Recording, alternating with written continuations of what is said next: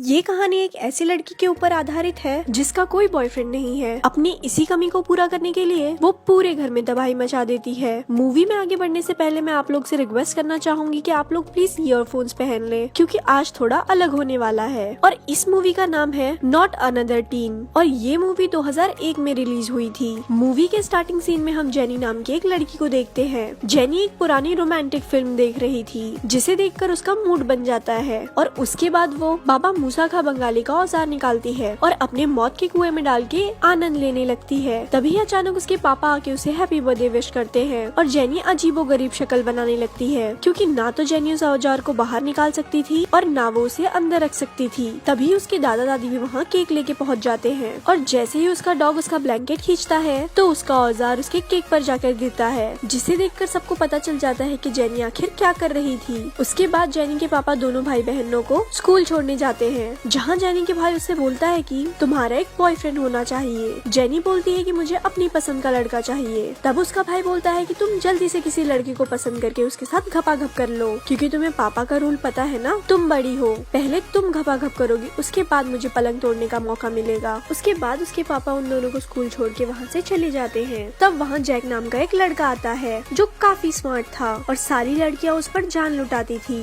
थोड़ी देर के बाद जेनी के पास एक रिकी नाम का लड़का आता है जो जेनी को बर्थडे गिफ्ट देके उसे इनडायरेक्टली बोलता है कि मैं तुमसे बहुत प्यार करता हूँ और मुझे तुम्हारी लेनी है, पर जेनी उसे इग्नोर कर आगे बढ़ जाती है। इधर जेनी का भाई अपने दोस्तों से बोलता है कि बस अब बहुत हुआ और अब मुझे किसी लड़की के साथ घपाघप करना है और मुझे अपनी वजनिटी लूज करनी है। तभी वो सामने एक अमेंडा नाम की लड़की को देखता है जो उसे अपने लिए परफेक्ट लगती है। इधर जैक अपने दोस्तों के साथ एंजॉय कर रहा था। तभी उधर कैथरीन नाम की लड़की आके उसके साथ आंख मटक्का करने लगती है, पर जैक किसी तरह अपनी इज्जत बचाता है। दरअसल जैक की ऑलरेडी ब्रिस्ला नाम की गर्लफ्रेंड है जो उसे बाहर किसी इंपॉर्टेंट काम से जल्दी से बुलाती है। ब्रिस्ला जैक को बुला के उससे बोलती है कि मैं तुमसे ब्रेकअप कर रही हूँ क्योंकि मुझे तुमसे अच्छा कोई और मिल गया है। जैक शॉक हो जाता है कि ब्रिस्ला मेरे जैसे स्मार्ट लड़के को कैसे छोड़ सकती है जिसपे लाखों लड़कियां जान लुटाती है। इधर जेनी ड्राइंग रूम में ड्राइंग कर रही थी, लेकिन ड्राइंग में बार बार मिस्टेक होने की वजह से वो ड्राइंग की माँ बहन एक करने लगती है। बाहर निकलने के बाद जैक और उसके फ्रेंड ब्रिस्ला को किसी और लड़के के साथ देखते हैं।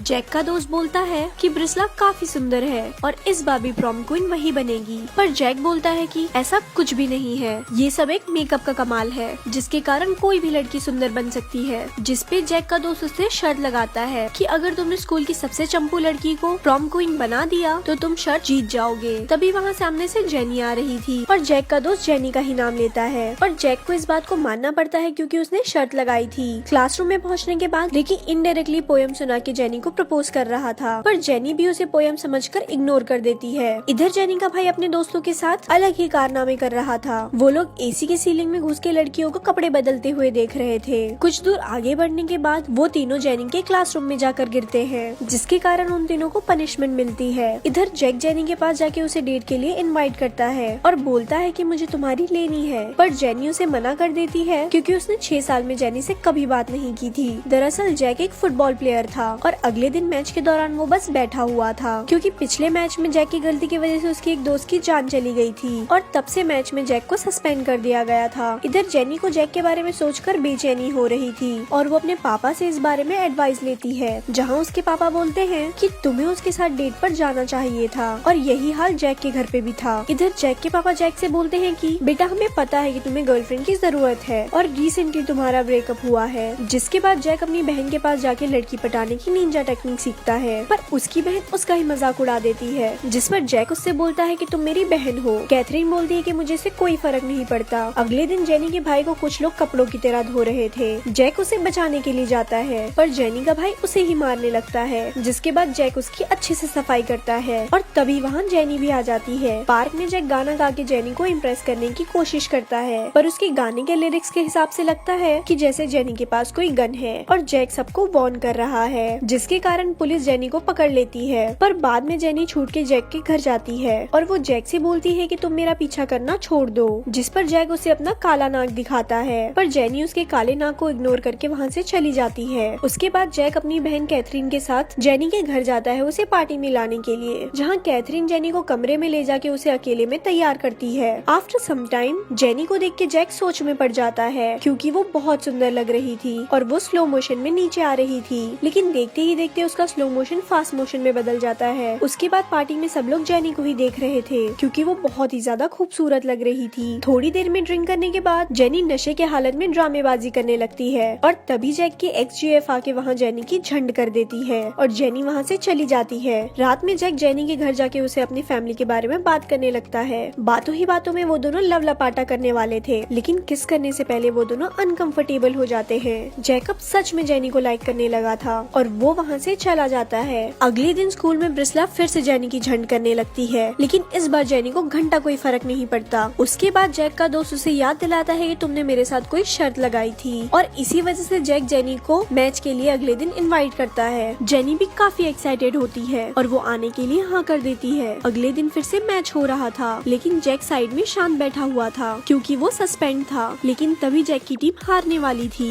और जैक की टीम में से कुछ लोगों को चोट भी लग चुकी थी, जिसके कारण जैक को खेलने के लिए भेजना पड़ता है। पर जैक वहाँ जाकर कुछ उखाड़ नहीं पाता और वो लोग मैच हार जाते हैं। और मैच के बाद जैक उदास था, पर जेनी उसके पास जाके उसे मोटिवेट करती है और वो बोलती है एटलीस्ट तुमने कोशिश तो की, ये बस एक गेम है, इसमें हार जीत चलती रहती है, तो इसीलिए तुम अपना मूड ठीक करो। तब जैक का दोस्त वहाँ आकर बोलता है कि हम आज का मैच तुम्हारी वजह से हारे हैं और मैं जेनी को सब कुछ बता दूंगा। उसके बाद वो जेनी के कान में कुछ कहता है, पर जैक अपने मुंह से ही सब कुछ जेनी को सच बता देता है कि वो बस शर्त के लिए जेनी के पास आया। उसके कारण जेनी वहाँ से गुस्सा होकर चली जाती है। जैक का दोस्त उसे बोलता है कि मैंने उसके कान में कुछ भी नहीं कहा, जिसके बाद जैक खुद हुतिया बन के अपने पैर पे कुल्हाड़ी मार लेता है। उसके बाद वो दोनों एक दूसरे से बहुत दिनों तक नहीं मिलते और दोनों को एक दूसरे की याद आ रही थी और दोनों का दिल एक ही गाना गा रहा था। फिर प्रॉम क्वीन वाले दिन जेनी का भाई उसे अपने साथ ले आता है और इधर जैक भी अपनी बहन कैथरीन को लेके आया था। इधर हिम्मत करके जेनी का भाई अमेंडा को अपना लव लेटर दे देता है, जिसमें लिखा था कि जाने जिगर जाने मन,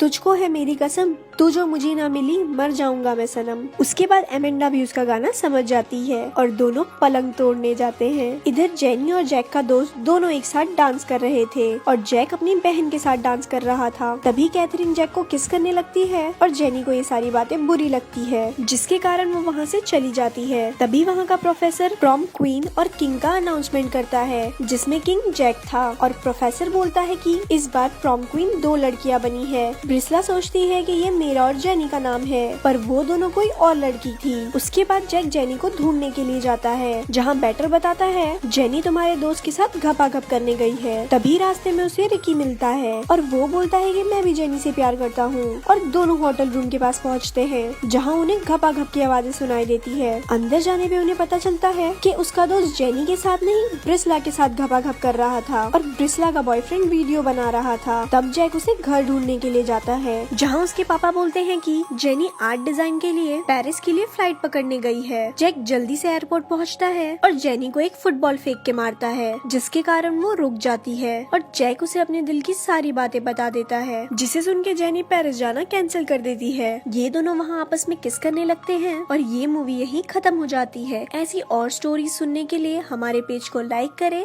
धन्यवाद।